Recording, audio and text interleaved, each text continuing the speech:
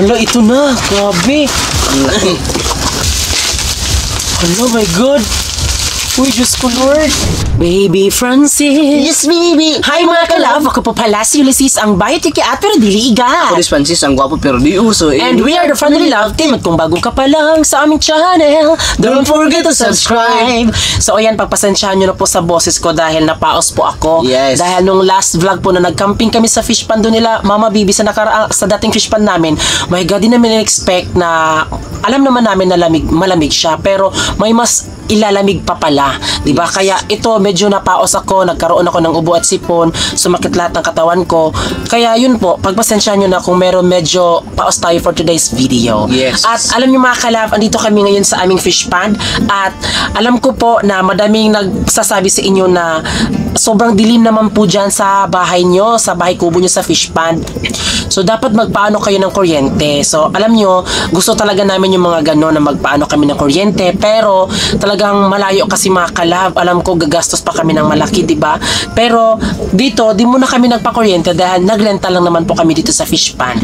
Pero, di na kami mag-worry mga kalab dahil pinadalhan po tayo ni Blue Yeti! Yay! Pinadalhan po tayo ng portable power station. Yes. Para magkaroon po tayo dito ng kuryente sa atin mga kalab, no? Kaya, i-unbox na po natin mga kalab dahil ito mga kalab, sobrang gamit na gamit po talaga sa amin. Lalong-lalo na po na kami po ay taga fish pond. Wala talagang kuryente dito mga kalab, no? Kaya maraming salamat po. Ang nag-recommend pala sa amin mga kalab sa Blue Yeti ay si Kuya Ricky H. Aranya. Maraming salamat po Kuya Ricky. Maraming salamat po sa iyo. Yes, dahil nirecommend po tayo ni Kuya Ricky po sa Blue Yeti. At ito na po, wag na nating patagalin mga kalab dahil sobrang excited na po namin. At iti-test po namin mga kalab. Uy, my God, thank you po Blue Yeti. No. Wow! Ayan, well good! Ano, nakikita lang namin ito sa Sa mga... sa YouTube. Yes. Ano, ito na mga kalab. Ito na po yung mismong portable power station. At meron po tayo ditong solar panel. At ang solar panel na ito ay PV200. Wow! Thank you, Blue Yeti! So, ito muna yung ating unang bubuksan. Wow! Look ko! Kanindot! Hello, uy! Uy, Diyos ko, Lord! Maraming... Hello ko! Thank you, Blue Yeti! Thank you Oh my Blue God! Yeti. Fuck. Hello! Sala. Oh my God! Thank you po, Blue Yeti! Lucky oh. Hello ko, my God! Oh, lucky. Ito pala yung bigat be. Hala! So, ito bali yung solar panel niya mga kalab. If nag-charge po tayo ng ating portable power station, ito yung magpuproduce po ng kuryente papunta po doon sa portable power station. Ito po ay PV200 na solar panel. Grabe, ang laki! Parang My laptop. God! So ito, ipapakita namin sa inyo bukas dahil dito kami matutulog sa bahay namin, sa bahay kubo. Ipapakita namin sa inyo na ipabibilad po natin ito sa araw. At ano to? So dito, ito po yung saksakan niya mga kalab. Isaksak po ito sa portable power station. Wow, oh my God! Tira o kaon. Ayan, meron po tayo ditong AB3A portable power station. Ayan. So ayan, bubuksan natin mga kalab. So ito po ay mga ano niya po, mga Blue Yeti, tapos ito yung mga user manual kasi di natin alam kung ano yung mga mga ganap dito. So ito ay first time lang naman namin. So Yes. ito po ay aanuhin natin mga kalab. Wow. Meron pa ito po na una. Ala, meron silang ano to? Tingnan mo na. Ay, wow! Meron silang mga kalab, pang charge. Pwede siya ma-charge sa kuryente. Pwede din po siya i-charge po sa solar. Ayan. Ala, ayan. Sala. Ayun na mga kalab. Uy, wala ka. My God, ang ganda. Nice. Wow! Hala. Grabe, ang ganda niya mga kalab. Super. May ilaw pa, be. So, ayan mga kalab, ito na po yung ating portable power station. Yay! Nabigay po sa atin ng Blue Wetty. My Thank you God! po, Blue Wetty. Ito po ay sobrang ano po sa amin mga kalab, sarap sa feeling dahil nagkaroon po kami ng ganito. Yes. Sobrang gamit na gamit po talaga to. Kaya, first time po, yung Blue Wetty lang po ang nakaano po sa amin. Nakabigay nito. Oo, kaya sobrang ano po talaga sa amin. Ayun, tignan nyo mga kalab.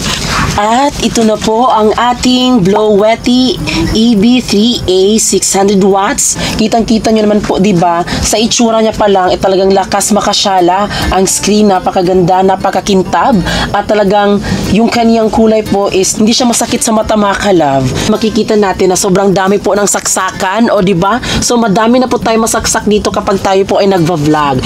Sa part na to mga kalab ay ito yung DC na part, at dito ay AC na part, tapos dito din ay AC din po na part. Dito sa unang parte po mga kalab, meron po ditong 12 volt. Ito siya ay sa car lighter port mga kalab. Ayan, so wala naman po tayong car mga kalab, no? So syempre, talagang hindi natin to siguro magagamit. Yan, ito po ay car lighter socket po mga kalab. Oh, diba? Ang ganda niya. Tapos sa bandang dito ay meron po siyang 12 volt DC 10A. Ayan. So ito po, may saksakan din po sa bandang dito. Tapos dito ay meron po siyang switch po. I-click natin. At ayan, wow, lumabas na po. So, sa input po is 0, tapos sa output at 0 po. So, dito natin makikita po yung watts niya. At ito, sa bandang dito is, ito po yung 60 watts. Ayan. So, dito mga kalab, meron pong 62%. Hindi pa namin ito nagagamit ha. Nitong pagbukas lang namin, meron po siyang 62%.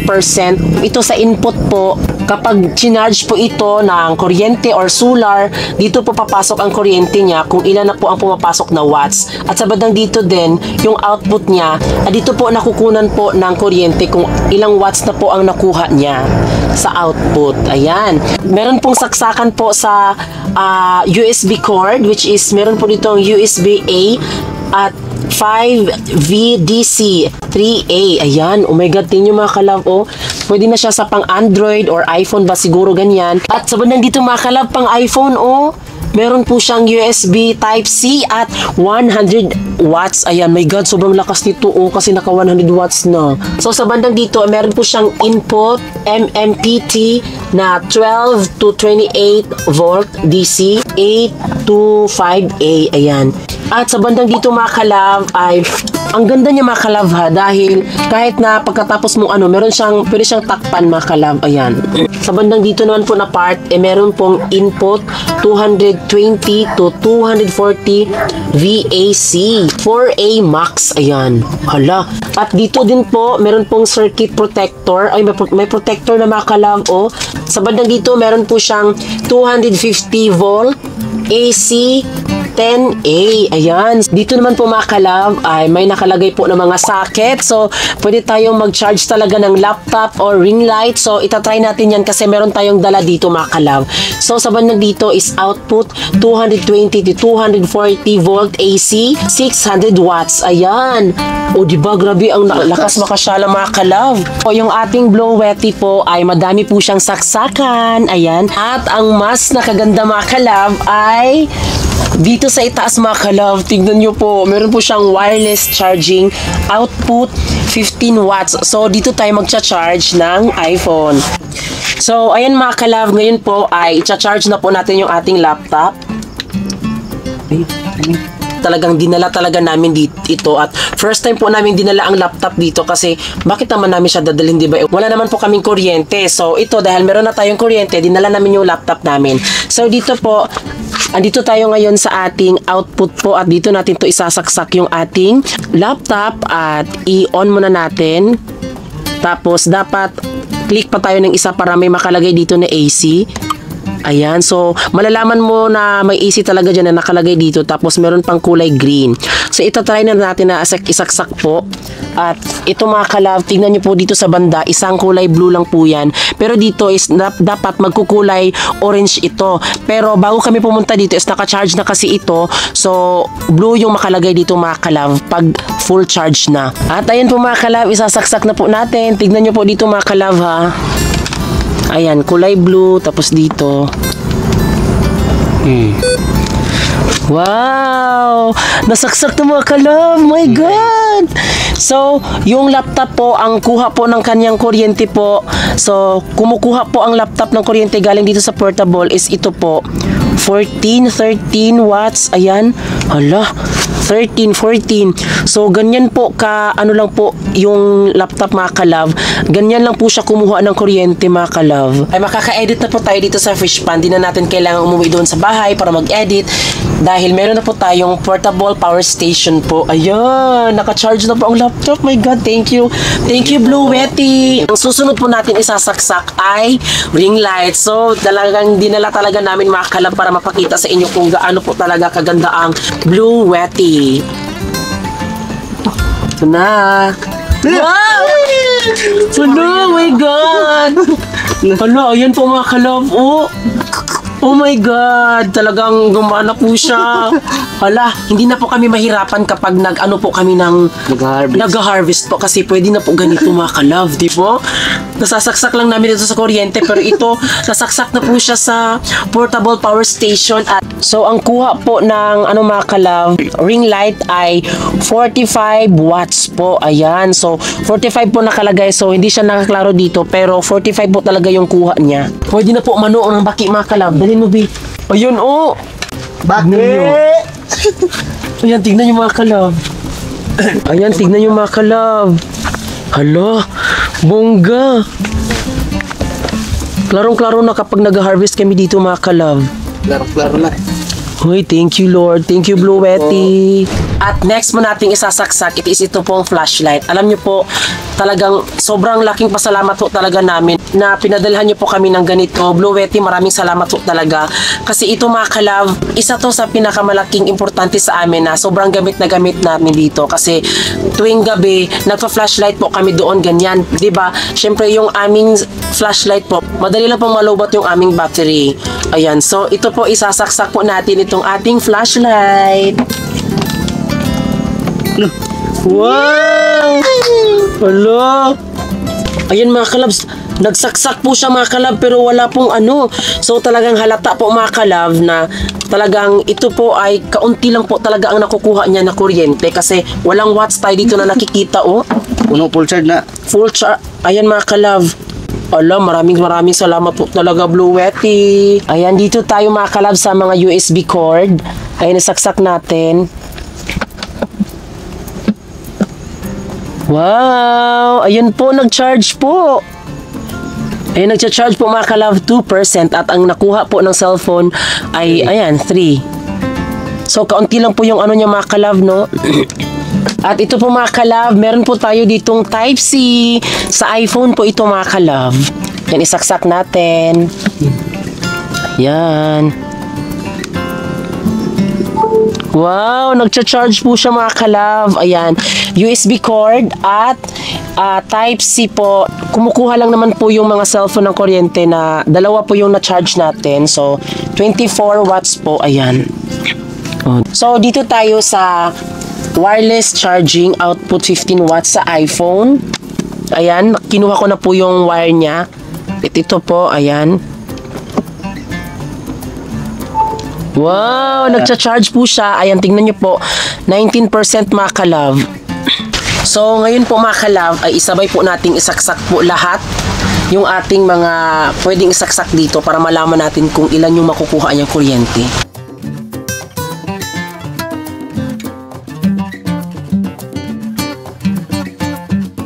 Nasaksak na po natin yung ring light, yung Android na phone, iPhone, tapos yung laptop at ring light.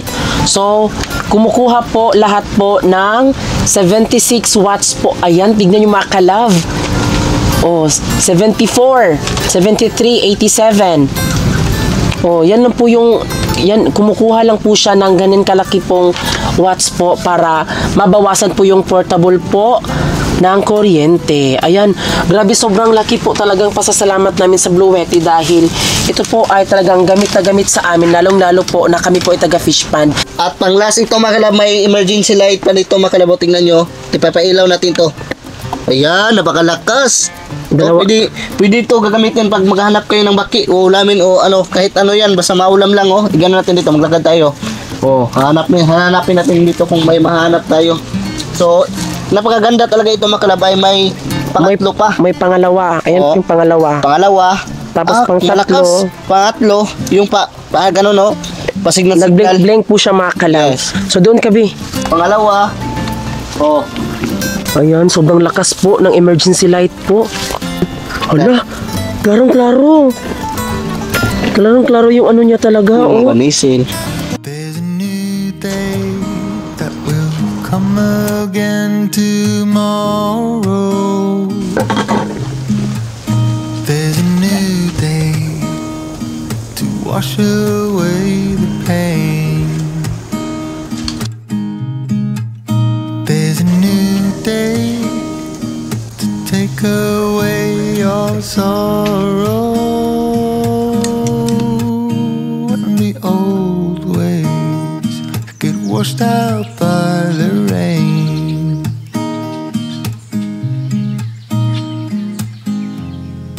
Darling, you At ito po yung ating PV200 na solar panel. Grabe mga kalab. Unique, napaka-unique niya. Tingnan oh. Tingnan nyo po. Wow. Meron siyang stand po sa likod. Ayan. Ngayon mga kalab, ay kukunin natin yung wire niya mga kalab para matry natin kung gumana ba yung charge niya mga kalab. So ito po yung wire niya, napaka-unique talaga oh. Ang bigat. Bale, meron po tayong dalawang wire dito. So, ito po ay kung gusto mong isaksak sa kuryente po, ang portable power station po, ito yung gagamitin natin.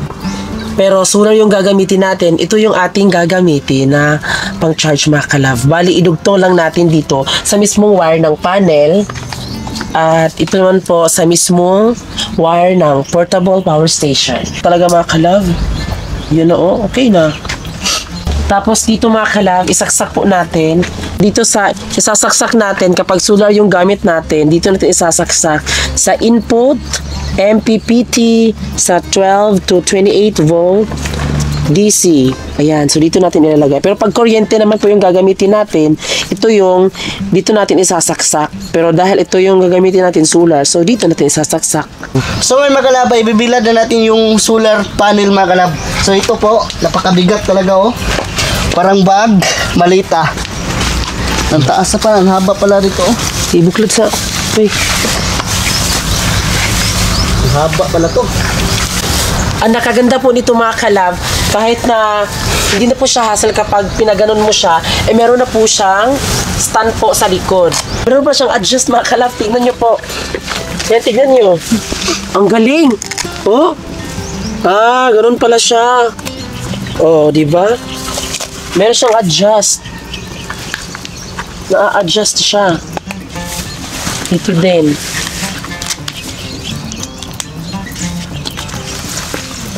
Oh, ayan.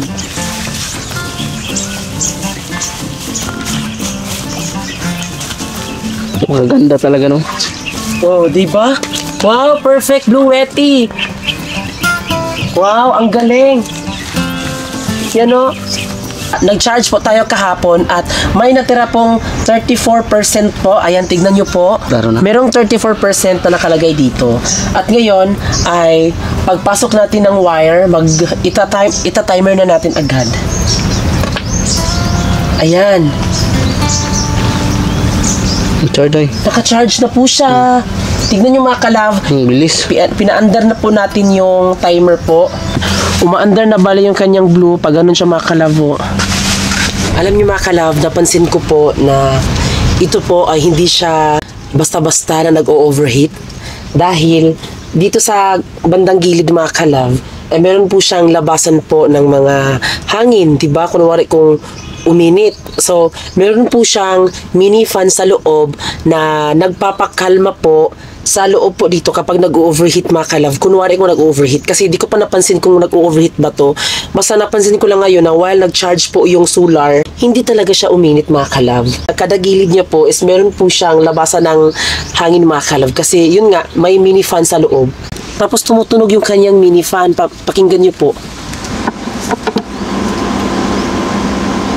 Ang ganda po ng kanyang pagkagawa dito mga kalab sa part na to. Oh. Ang galing.